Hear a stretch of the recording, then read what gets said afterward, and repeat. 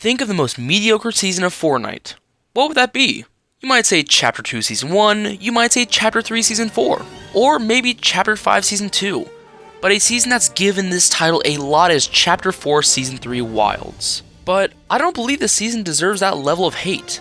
And today, I'll be explaining why by going over the map, loot pool, and various updates. And at the end, I'll rate this season out of 10. But first, let's go all the way back to June 8th, 2023. We had just wrapped up what was considered to be one of the greatest seasons of all time, Chapter 4 Season 2 Mega. But people were excited for this new season to arrive the next day. And so on June 9th, it had arrived, Chapter 4 Season 3 Wilds. This season's theming was based off of, well, the wilderness, and with it brought 3 new POIs on launch and a new biome, that being the jungle biome. Players were excited to experience this brand new biome, and it looked very unique, interesting, and fun. And alongside it were the new POIs, Rumble Ruin, which was a jungle temple, Creepy Compound, which was a research facility and base, and finally, Shady Stilts, a large village surrounding a lake. Now, you may be asking, what POIs did these ones replace? Well, Rumble Ruins replaced Anvil Square, a fan-favorite POI, while Dr. Sloan's tank and outposts were added, mossy monoliths and mountain monoliths were removed. Grind rails had also been removed in the Citadel, Shattered Slabs, and Slappy Shores.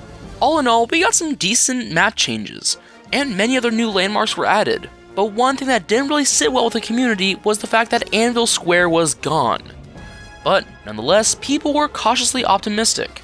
And as for the new loot pool, we got the Flapjack Rifle with Thermal DMR, the Cybertron Cannon, Connect Boomerang, and Wild Wasp Jars. And along with these brand new weapons, we also got some returning weapons and mechanics, like the Drum Shotgun, the Combat Shotgun, Thermal Fish, Frogs, Boars, Wolves, Raptors, and Motorboats.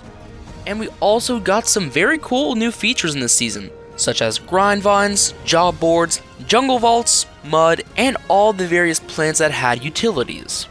Now, at first, people thought this season was alright. The community was getting used to the weapons, and they were building their opinions on the season. And as they were building their opinions, in less than a week, we got our first update on June 13th, which brought us the MK Alpha Rifle, essentially a new iteration of the MK7 assault rifle, which the original MK was regarded as the greatest assault rifle of all time. So once we received this weapon, people were excited thinking it would also be incredibly overpowered. But it wasn't. People thought it was good, yeah, but they didn't think it was fantastic or anything. Plus, it replaced the Red Eye assault rifle, which had a cult following in the community. But no matter, as we got our next big update on June 20th that brought us the Cloak Gauntlets. Now, this was a new item, yes, but Fortnite has had a messy history with invisibility related items and them not being good. And this was no exception. They were weak and their activation time was too slow, and people thought it was too easy to be spotted, plus the somewhat atrocious cooldown. This weapon definitely wasn't regarded as being good. In fact, I'm guessing you forgot this thing even existed until now.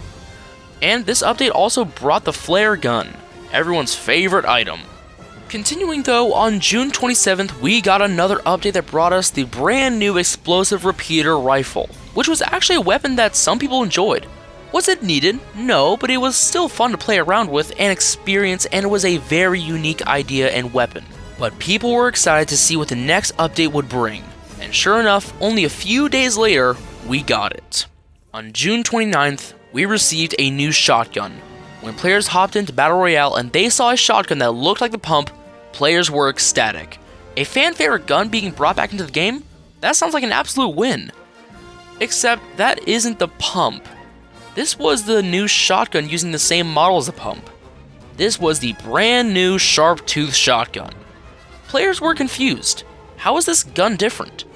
Well, turns out it's essentially just the pump shotgun, but it just shoots further for less damage. Players were furious, so Epic had the perfect solution to fix this dilemma. On July 4th, the greatest comeback update would occur, the summer update. Much planning and work had got into it, but it was finally ready. And in this update, they added a firework flare gun, ice cream cones, and sprays around the map. This was the final straw for the community. It left a bad taste in everyone's mouth, and this summer update would go down in history as one of, if not the worst in Fortnite's history. But the updates continued, and we got items like the Slap Splash and the Big Bush Bomb. But Then on July 26th, a fantastic update graced the game. That update brought us the Mammoth Pistol and Bender Shiny Metal Ray Gun, along with unvaulting the lever action shotgun. Now, no one really cared about the lever action shotgun, let's be honest here, and Bender's Ray Gun was a cool collab item, but what people really cared about was the Mammoth Pistol, which is now regarded as being one of the best weapons in Fortnite history.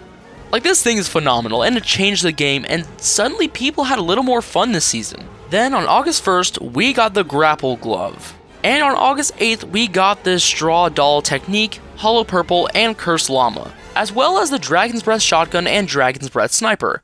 This update was cool, a solid collab with some solid weapons.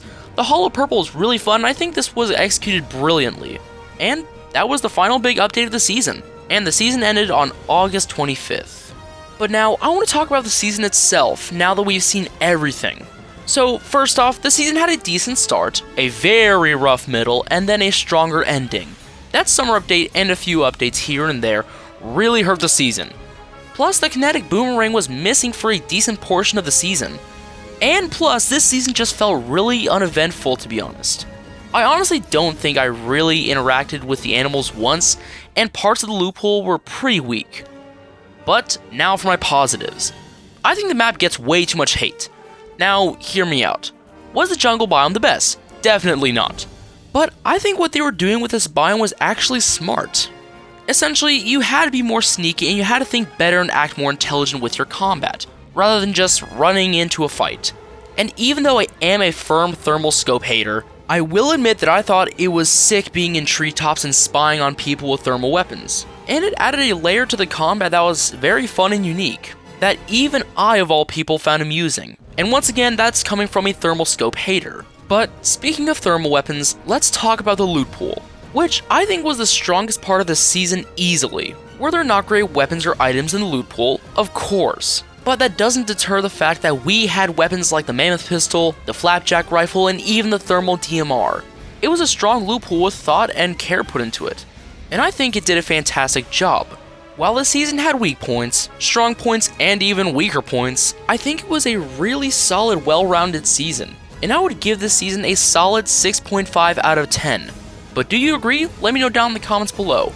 And thank you to all of the fantastic members of this channel. Your support truly means the world to me. But now, let's move on to shoutouts. So if you're new to this channel, essentially, at the end of all my long-form videos, I will shout out a creator who I believe is criminally underrated. And today's creator is none other than Mad Max. Now, Mad Max creates informative gaming videos, mostly focusing on Fortnite, but he also has some really good takes and some very intriguing videos. So please go over and check out this man's YouTube channel and drop his channel a sub, as he's getting really close to 10,000 subscribers. Link for his channel will be in the description below. But anyways, thank you all so much for watching, and as always, have a lovely night.